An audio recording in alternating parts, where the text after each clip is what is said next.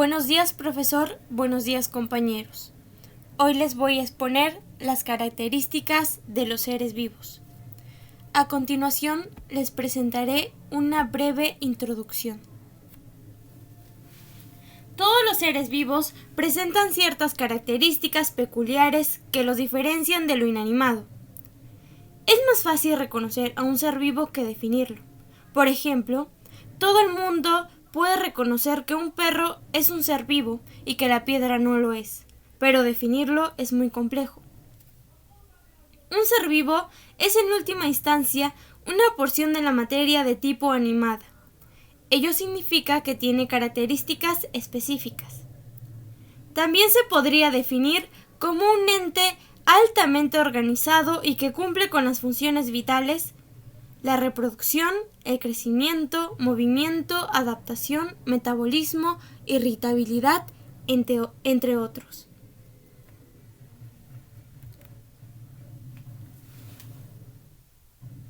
Los seres vivos presentan diversas características, como por ejemplo, que organizan su protoplasma y son complejos. Los seres vivos están hechos de compuestos muy complejos, conocido como protoplasma. Están formadas por unidades vivas que son las células. En estas unidades encontramos a las moléculas y átomos: carbono, hidrógeno, oxígeno, nitrógeno, fósforo y azufre. Los seres vivos, a diferencia de la materia inerte, poseen una organización compleja, ya que los seres vivos están formados por microconstituyentes. Estos a su vez se organizan en macroconstituyentes, las cuales se agrupan en células, estos en tejidos, los tejidos en órganos, estos en sistemas y así sucesivamente, lo que la materia inerte no lo presenta. Los seres vivos deben obtener materia y energía. Todos los seres vivos requieren de un aporte constante de energía para mantener su grado elevado de complejidad y organización, para crecer y reproducirse. El proceso de obtención de la materia se realiza mediante el metabolismo. El metabolismo son un conjunto de reacciones químicas que ocurre en los seres vivos con la finalidad de que haya un flujo constante de intercambio de materia y energía con el medio ambiente. El metabolismo se cumple por medio de dos vías, que son el anabolismo y el catabolismo. El anabolismo es un proceso por el cual se sintetizan moléculas complejas a partir de moléculas simples. Las reacciones que ocurren son de tipo endergónica, debido al consumo de energía. El catabolismo es un proceso por el cual se degradan las moléculas complejas a moléculas simples. Las reacciones que ocurren son de tipo exergónica, porque liberan energía. Los seres vivos tienen crecimiento, desarrollo y maduración. El crecimiento. Biológicamente, el término crecimiento se define como el incremento de sustancia o materia viva, es decir, el aumento de la masa celular. La masa celular puede aumentar de dos formas: por aumento en el número de células y por el aumento en el volumen de las células. El desarrollo es la progresión de estados vitales desde la fecundación hasta la senescencia. Distintos genes están internamente programados para ser expresados en diferentes momentos de los estados de desarrollo, obteniendo así cambios en el fenotipo del ser vivo. Esto es un proceso universal. El desarrollo embrionario u ontogenia es la formación progresiva de los órganos y adquisición progresiva de las características de un individuo típico. Un ejemplo de desarrollo es la metamorfosis, que es el ciclo de vida de una rana.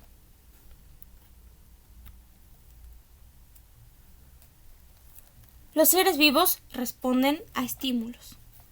El estímulo es el agente que provoca una respuesta en un organismo determinado, a lo cual se le denomina irritabilidad.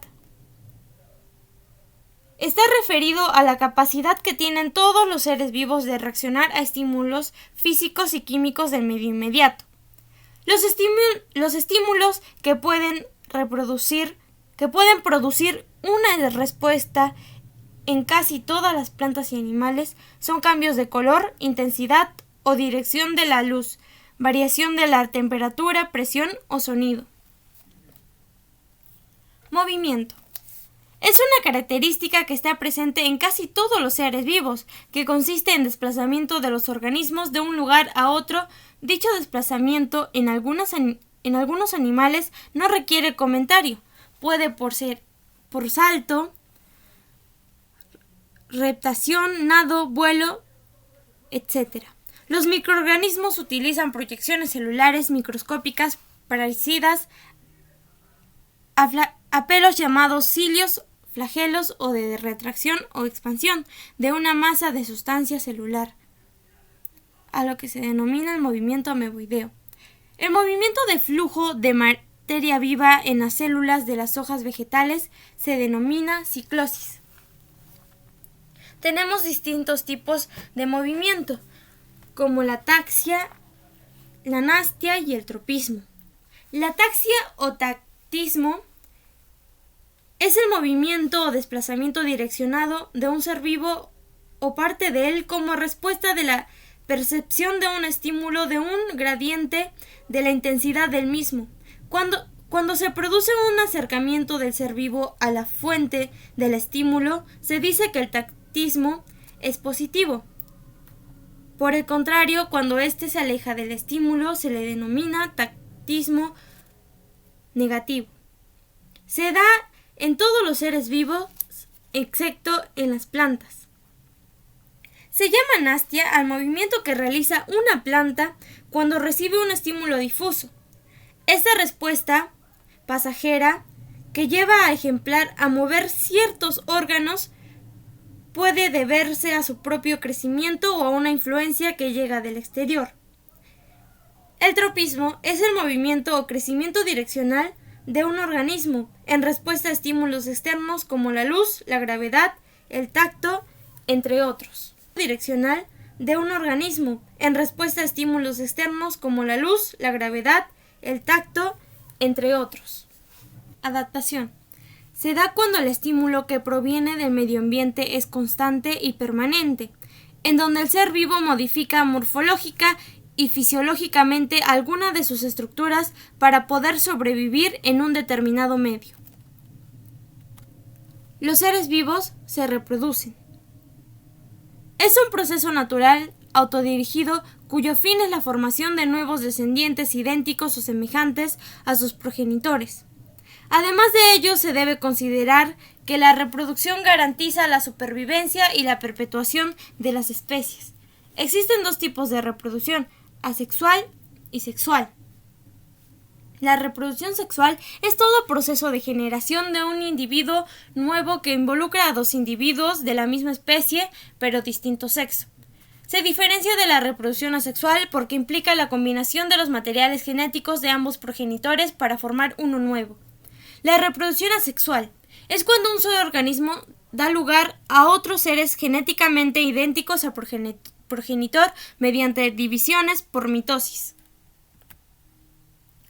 Los seres vivos mantienen su homeostasis. La homeostasis es el estado de equilibrio dinámico que caracteriza a los seres vivos, manifestados en sus componentes y procesos. La homeostasis les permite conservar sus propiedades y funciones eficazmente. Los mecanismos involucrados se denominan homeostáticos. Para que un organismo funcione como un todo, se requiere de la existencia de dispositivos de detección, interpretación de la información y de la iniciación de la respuesta apropiada para mantener en completo equilibrio. Los seres vivos se adaptan a su medio ambiente. Los seres vivos, debido a las características materiales, están sujetos a modificaciones naturales, a lo cual se le llama la variación climática. La adaptación es la variación que permite a los organismos vivos estar mejor capacitados para reproducirse en un determinado ambiente. El crossing over, en primera instancia, se origina la variabilidad de los miembros en los miembros de una población ocasionadas por los diversos procesos que se relacionan con el material genético. Al cabo de un tiempo, las características que han desarrollado los organismos vivos mediante la selección natural permiten enfrentar los problemas de supervivencia y reproducción a los que se enfrentaron sus antecesores. Las características ventajosas entre sus miembros les facilitan enfrentarse a las condiciones ambientales futuras. Poseen niveles de organización. El mundo viviente está constituido por varios niveles de organización que representan los distintos grados de complejidad estructural. Estos son: existen 3 niveles: el nivel químico o abiótico, el nivel biológico o biótico y el nivel ecológico o superior. Nivel químico o abiótico. En primera instancia encontramos al nivel subatómico. Lo conforman las partículas subatómicas como los protones, electrones y neutrones. El nivel atómico constituye la base de la organización de la materia, como son los elementos químicos, de los cuales se forman por la unión de sus partículas subatómicas. Por ejemplo, el carbono, el hidrógeno, el oxígeno, el calcio, etc. A nivel molecular, monómeros. Se forma por la unión de 2 o más átomos, por ejemplo, el dióxido de carbono, el agua, entre otros. Otros ejemplos los representan los monosacáridos, los nucleótidos, aminoácidos, etc. A nivel macromolecular, polímeros. Se forman por la unión de varias moléculas o monómeros. Por ejemplo, las proteínas, el almidón, la celulosa, los triglicéridos, los ácidos nucleicos, etc. A nivel agregado supramolecular, son asociaciones macromoleculares, por ejemplo, los ribosomas, cromosomas, pared celular, etc. En este nivel se consideran a los organelos celulares. Pasamos a nivel biológico o biótico. Es el primer nivel de organización biótica con vida. Nivel celular. La célula es la unidad estructural y funcional de los seres vivos. En este nivel los organismos presentan una estructura más compleja como la membrana celular, citoplasma con organelos y núcleo. Por ejemplo, una bacteria, la ameba, el paramecio, etc. A nivel tisular. En este nivel las células se agrupan y se especializan en la misma función para formar los tejidos. Por ejemplo, el tejido nervioso, el tejido adiposo, el tejido sanguíneo, el tejido meristemático en vegetales, el xilema, la peridermis, etc. A nivel organológico. Los diferentes tipos de los tejidos se unen y forman un orden superior de organización, los órganos. Estos son estructuras de forma y funciones definidas, compuestos por 2 o más tipos diferentes de tejidos, por ejemplo, el cerebro, los riñones, el hígado, etc. El nivel sistémico. Constituido por un conjunto de órganos que desempeñan una función común al que se denomina sistema, por ejemplo, el sistema nervioso, el sistema respiratorio, el sistema digestivo, etc. A nivel individual, las acciones o interacciones coordinadas de células, tejidos, órganos y sistemas integran un individuo como una unidad viviente, permitiendo el funcionamiento de su organismo. En consecuencia, la organización funcional de los seres vivos multicelulares se da en el siguiente orden: de célula a tejido, de tejido a órganos, de órganos a sistemas, y de sistemas se origina un individuo. El nivel ecológico o superior es el nivel de organización superior, abiótico y biótico. Nivel de población. Es el conjunto de individuos de una misma especie que viven en un espacio geográfico determinado y tiempo determinado, por ejemplo la población de Molles en la localidad de Mollepata. A nivel Comunidad biocenosis. Cada comunidad se forma por la asociación de poblaciones vegetales, animales y microorganismos que viven en área geográfica determinada en un tiempo determinado. Nivel ecosistema. Es considerado como la unidad funcional de la ecología. Un ecosistema es tanto el conjunto de poblaciones que viven interrelacionados como el lugar con sus condiciones físico-químicas en los que se encuentra viviendo, el llamado biótopo. El conjunto de biocenosis y biótopo se denomina ecosistema. A nivel de biosfera. Es el conjunto de ecosistemas naturales del mar, a lo cual se denomina hidrosfera, o de los continentes, a lo que se le llama geósfera. Donde es posible la vida. Se llama biosfera a todo el conjunto de seres vivos que cubren la superficie terrestre. Eso fue todo. Espero haya sido de su agrado. Muchas gracias por su atención.